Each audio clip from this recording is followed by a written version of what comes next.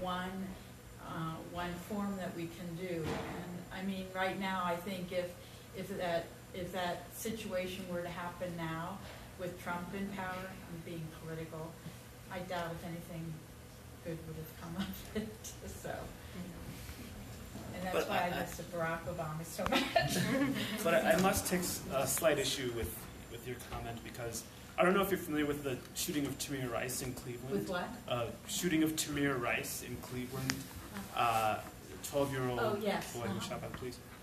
One of the things that was really tragic about that case, but also was instructive, is that prior to his shooting, the Department of Justice was about to conclude a review of discriminatory practices in the Cleveland Police Department. And both under Eric Holder and under the Bush administration, the Department of Justice has produced a number of reports about discriminatory policing in Newark, New Jersey, in Billings, Montana. You can actually find them on the Department of Justice website. And those reports are great to a point, but they also, I think, demonstrate in some fashion the futility of political participation, because they haven't necessarily produced a major transformation in how the police departments are actually run. And so I'm not arguing that we should not vote, but I don't think voting is an actual end point. I think the lesson of Barack Obama actually is that you can vote an African American into the highest office in the land. It doesn't change white supremacy, really. And not at home or abroad, right? I mean, this is a president who did drone strikes against black and brown people in Africa and in Eurasia, and a president who oversaw the most deportations in American history for any president. So I think it's really, really important for us to recognize the limits of democracy, and the ways in which democracy is actually designed to capture and silence dissent. So that's sort of what I was saying about Bob McCullough earlier and the grand jury report, right? Because they gave all the information, and we think, oh, education is good. It eradicates ignorance. It gave the jury a choice. Having a choice is good. That's a core logic of democracy. But there are ways in which both of those impulses towards democracy and towards education can actually, even towards discourse and dialogue, can actually be meant to capture dissent rather than to realize it or to respond to it. So I appreciate your point, but I think, especially on the presidential level, it's actually a bit misleading to suggest that there'd be more reform under a Barack Obama than a Donald Trump, even though there's no mean tweets that Obama would do, right? But the tweets actually maybe don't matter.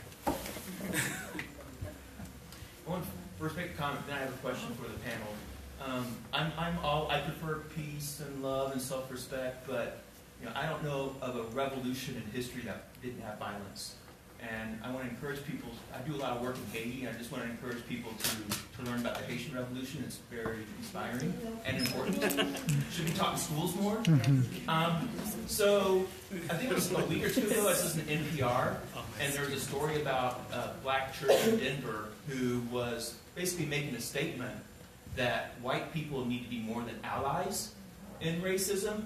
They said that because racism is perpetrated by whites, that whites actually need to be leaders in the fight against racism. So, and as a white person, I'm uncomfortable with the role of leadership in fighting racism, but I wanted to get your feedback on that. Well, I think for a white person, you have to be careful with your boundaries, like, you have to know how to be an ally in a way, like, take your platform and use it wisely. For example, I know the whole Kaepernick situation about kneeling during the national anthem, and how, I forgot the football player's name, but when they interviewed him, they asked him, so why did you not stand up? And he said, I want to be an ally, but I don't want to label myself as an ally, and I don't want to take the leadership position because I know he has to be in the front row. I can't take that role from him. And as a white person, you just have to know your boundaries, or commute with a friend and talk to them about how, what should I do, you know? And don't feel like you should know exactly what you should do, if that makes sense. Like, don't put yourself out there and be like, oh, okay, well, I know how I should properly do it. You need to talk to someone and be like, what do you want me to do? What do you feel like is right that I use my platform wise and I don't take away the limelight that you have or that you need? And I was so giddy for this question, I'm sorry. I was excited. That's how it plays out in my family. So my dad is a white man and my mother is a freedman, so she is Black and Native American. And so when it comes to having someone to advocate for me in my childhood, it was very much so my father. And it wasn't because my mother was afraid of the people who would tell me I can't be gifted and talented. It wasn't that my mother was afraid of the people who said your child is a troublemaker. It was the fact that as a Black woman, she wouldn't get listened to in my school system and actually pursued legal action against them. But the problem with that, at least in my childhood, was seeing constantly that the white man, even though he's my father, had more power over my future than my Black mother did. And so when you are appointed the leader, when you're appointed the one who has to do more, I find it very problematic. Just because I think it's the white savior complex to some extent, where it's just like, well, we have to help these people. It's just flipped its head on this neoliberal spin instead of saying, oh, well, we have to take the Black and brown masses out of ignorance too, but we can help save our Black and brown friends. And it's not to say that you can't. It's not to say that white people shouldn't be leading in some fashion, but I think it is within the white community, rather than it is coming to these Black and brown spaces and saying, hey, I'm invited to the cookout, like I'm the good white guy, like I can help you. And I think it is your own communities that you need to be approaching, and not just coming into these Black and brown spaces saying like, I am an ally, I'm here for you, I'll lead you to victory. So, yeah. Oh wait, no, someone else has a question, and someone on the panel might want to respond. Yeah, I mean, just so we can spread it around, okay. And I want to say... Hold sorry, there was another. You're fine. Yeah, I was so excited. kind of going off of Gwen, I think that it's very important for white people to make space for people of color to speak, because those spaces are often taken away and they're not there. And then I also think that it's not people of color's responsibility to teach or describe or explain our struggle. It's white people's responsibility to educate themselves. So don't come into black spaces, other spaces where there's marginalized groups, and expect those groups to teach you about their struggle, because you're never going to understand what those people go through because you're not experiencing it firsthand. And so you have to be... How can you learn? You learn by educating yourself and like understanding that these problems happen and educating the people around you. It's not about feeling it yourself. It's not about you, saying like, oh, I know exactly what you're going through, because you're never gonna know that. You're never gonna know what a person of color feels like going into a store and like being watched over, because it's like assumed that you're gonna steal. It's about understanding that there's systems in our country that perpetuate these things and they continue to happen. Plus, it's exhausting. It's exhausting if you're already the oppressed, right? You're already on the bottom of this social status hierarchy, right?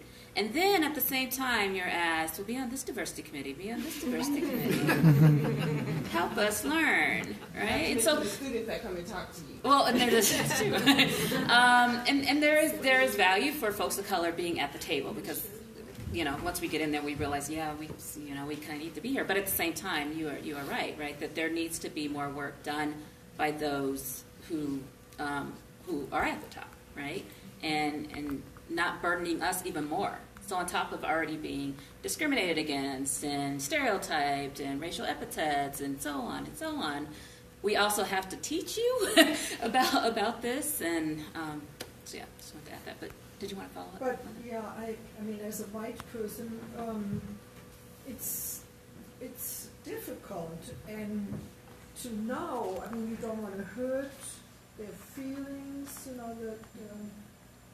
even to know what words to use. You say there, do you mean people of color, or do you mean other white people? People of color. That's To just know, should I say black people or people of color, or it's difficult for us white people too, to find the right approach. And I do want to empower our white audience members, but to talk amongst yourselves. And what I mean by that is that I was just going to volunteer. I'd be happy to have a conversation about that. Yes. And Because Serge does that. Surge is a great organization. Yes. And Robin DeAngelo is a great resource to learn Oh about, yeah, that's great as about well. white fertility. Okay. So, Kwame, you were. Well, only because I think that the film was really great, right? There's a point in the film where they talk about, it was Brittany again, who's really sort of a prophet. She described having to reject normalcy, right? So she rejected normalcy in terms of a heterosexual relationship, and she rejected normalcy in terms of being politically active. And I think one of the things that, if we want to define what whiteness is, it's normalcy, right? There's a way in which whiteness is about maintaining the status quo, whether it's maintaining the state in a certain kind of configuration or maintaining a certain kind of economic system. And so I think for white people it can be particularly challenging to challenge the normalcy of their home lives or their social environments or their neighborhoods.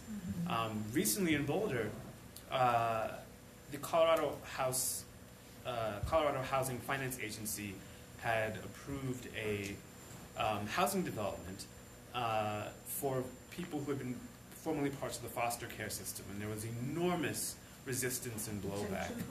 Yeah, and so I think that someone might think, well, here's what we need to find. The people of color will come in and teach those in Boulder about their moral failings and why they don't understand what the needs of the poor, because black people know what oppression is like. And exactly as Hillary said, some black people are just trying to walk their dogs and they don't have time for all of that. But we would really appreciate if there could be an intra-racial conversation amongst white folks, because you have each other's ear in a way that we don't. And you can speak, you know the language used with each other in the ways that maybe you don't know how to use language around people of color. So the anxiety that you're expressing about, well, I don't know what to say and I don't know what to do, people are so different, that's great. Then you don't have to do that. You can talk to other white folks. And then you can ask and push them past their normal acceptance of racism. And I think what you'll find, though, is that it's harder and scarier to confront one's own than it is to live through the excitement of difference.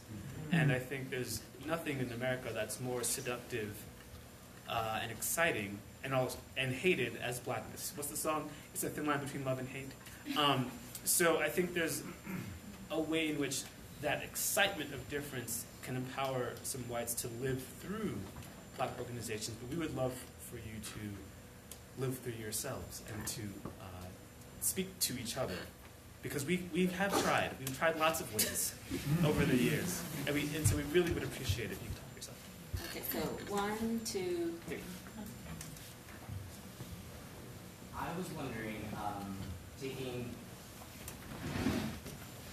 this past year, 2016 into 2017, this past academic year, seemed like in terms of the cycles of movements, one of uprising, and there was a great deal of action on campus from many different fronts. And as all cycles go, we go in upward spiral, so now we're kind of back to the beginning in a way, right? And we're in a cycle now of healing and community building, and it seems like that's happening in a lot of activist student groups on campus too. And so I was wondering what y'all's perspectives are on where you see the biggest needs on campus right now, like what we as students need to do from the, because I know that, the campaign that I was leading, we just wrapped it up, and I think that there's, again, reflecting on the entire conversation we're just having, right, of like, how much do I have to, look for the lead versus take it myself versus be a white savior versus work with Project Unite that Glenn is doing. It's incredible work. And so we're in this cycle now of instead of doing action, doing healing and community building, what are the needs that you all see on campus of where we can go from here in terms of administrative accountability or just resourcing our own communities or providing justice for students who have been wronged by other students? Where do you see it going this year? You want us? I was stuff to say. That would be great. I was The supposed to say, students but I get want to be respond careful. first? No, if the students can But, respond on this. You're fine. Oh, thank you. But so going off of that, again, I never want to be the person who's just saying education, education, education without it actually meaning something. But I think it's educating and emboldening our own groups, particularly because a lot of people who show up to these student groups don't stay because we're having these conversations where we've made the movement inaccessible. We've made it something bougie. We've made it something where not everyone's welcome because they don't know the language. They don't know what's going on. We've made it seem like holier than thou, like we're on a college campus, like I'm an activist, without really being down and dirty and understanding what this activism is for and what these communities should be supporting. So when I say educating our groups and emboldening each other, I mean explaining and like having hard conversations around colorism. I mean explaining, having hard conversations about what it means to be a black person who has the privilege to be on this campus. Because for a lot of us, it's a privilege. For me, it is definitely a privilege. I'm not playing ball to be here, and I'm not shucking and jiving. Like, I'm very lucky to be in the position I am. And if we don't have that talk within our own groups, especially those marginalized groups of color, then I don't think we attract everyone. I think we're only attractive for the few who are already at that level where they can have these conversations and feel comfortable with them. I remember last year in BSA, we had a girl who came in, and she was like, oh, I had no clue what colorism was. I mean, I knew it existed, but I didn't have a word for it. And to know that you don't have words for your own like oppression, that you don't have a way to discuss what's happening to you, like, that's very scary. And I think that's ultimately what keeps us down, is not being able to access one another and to have these conversations. So I think it should still be a time for like hunkering down, like educating and emboldening ourselves, like black is beautiful, brown is beautiful, like dark skin, East Asian and proud. Like we need to be having these moments where we're just comfortable with each other first, and then building on that and getting everyone who identifies in these ways to come to these spaces and feel welcome. And then from there, when we're solid, that's when I really want to have a push. That's me though, so. So I just want to add really quick, to me it's both and. So that's the beauty of working with coalitions. And coalitions are really for a limited purpose. So we're not going to stay in coalition all the time because we have different priorities sometimes. And so while one group may be doing their healing piece, another group is doing their action, right? So that's how things continue to go, as opposed to thinking everybody is down right now. Well, you know what? Racism hasn't stopped. It hasn't taken a break. So to me, that's the importance is both and not either or. I just want to come back, though, to this, because it's intrigued me hearing about this violence question coming up again and again. And so what I'm thinking in my head is that, is there some kind of romanticization of violence in our movements? Because I think that that's problematic. And so if you haven't faced down police dogs or police in, those riot gear and, don't romanticize these violence notions. And also the violence, and you think about the history of our wars, these are often acts by men. And so if we're saying that this is how revolution tends to happen, imagine if things were run by women. Would we have a different paradigm? Absolutely. And when I was in a protest on one of the Columbus Day, and some of the men wanted to charge out, and then there was the white anarchists who wanted to charge out, and then there was the women who were like, we have our children and our elders with us. That isn't safe for us. So while you all are getting all gung-ho to go at it with the police, you're actually putting us in danger, and our children and our elders. And then the other consideration, because I work with incarcerated and reentering people, be careful who you're asking to do what. Because the costs for all of us are not even. So if someone from Boulder who's white gets arrested, but they have the means to get out, the means to get a lawyer, they don't have a criminal record, and you're egging on somebody who is already criminalized and targeted and who doesn't have those same resources, get the hell out of here. You're asking someone to put themselves on the line of a consequence that can last for them for the rest of their lives.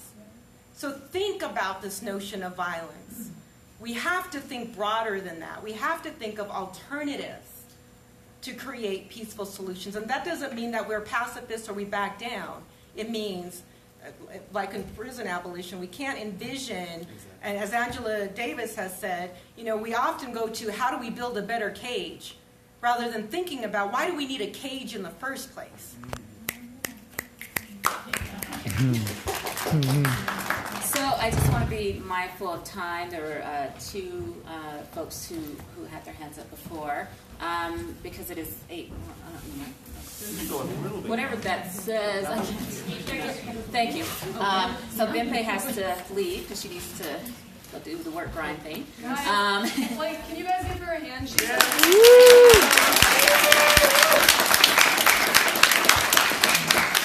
was very, very just wonderful in organizing this event as well. So we need to be mindful of time, one, because Lisa lives in Denver, so I'm not sure what her time is. This was supposed to end at 8:30, so we need to talk about when we're going to end this. And obviously we can't stay in this building all night.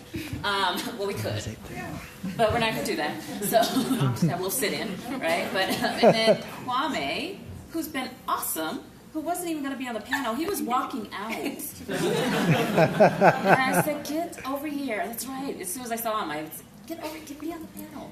And so, since he was leaving an hour ago, so I don't know time-wise, because I know, Lisa, you need to... Maybe if we go 10 more minutes, because 10 there more. are a couple of hands in the queue. She's had her hand up several times. Oh, has she? Okay, it's just that I had already called out Tia and Gabriella, and so you're next. Are you good? Okay, so Gabriella, and then... Yeah. So my question is, we talked about a lot, and I know some of you said that you were organizers, and so a lot of times, I think what prevents me from wanting to organize or be as active as I could be is this film is tough to watch, a lot of anger and a lot of pain and hurt, I'm sure, from a lot of different people. So my question is what role does that play in the movement, and how do we prevent that from taking us to an unproductive space? I think strong emotion is essential. The question is, how is it expressed? And one of the questions that I have about student organizing on this campus is, I ask it I don't want to sound like I'm shaking my activist cane, but where is the music, right? Because the movements that have been successful in this country, whether it's workers' movements or civil rights movements, have had a soundtrack, and also have had collective singing, right? So singing is a thing that, and musical expression is a way of having an emotional moment, but one that isn't necessarily, as I think you're, unproductive in a violent sense.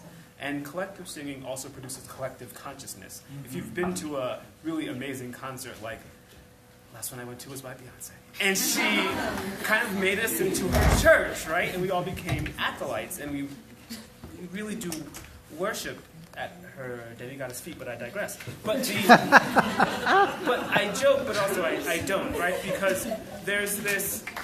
Are you a Rihanna fan? We'll talk later. But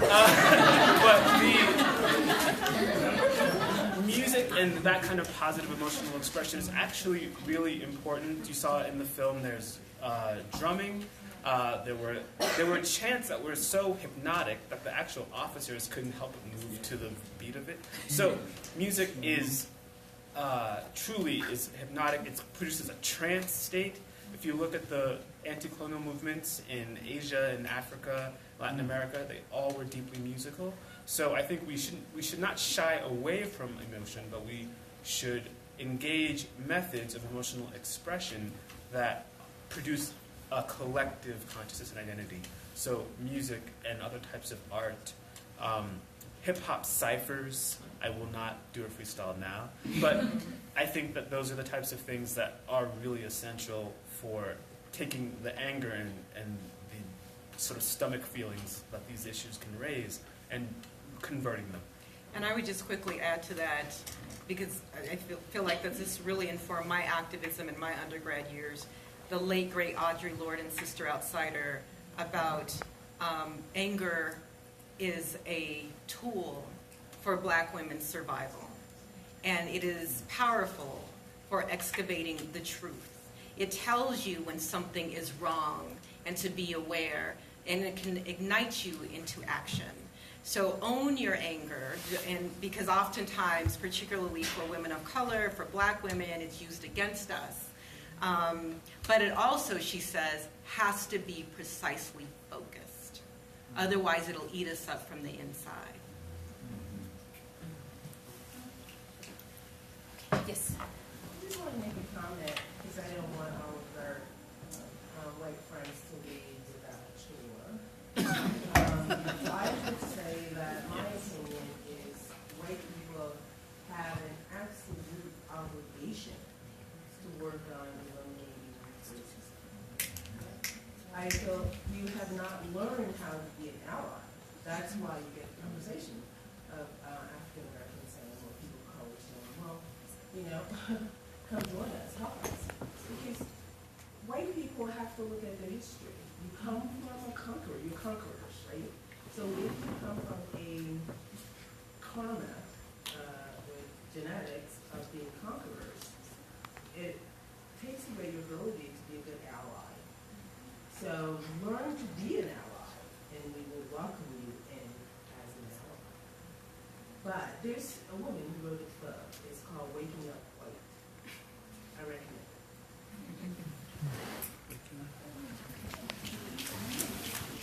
What is the NAACP? Yeah, here? so I would like Boulder. NAACP to, just for a resource, right? And Surge, are you for Surge as well?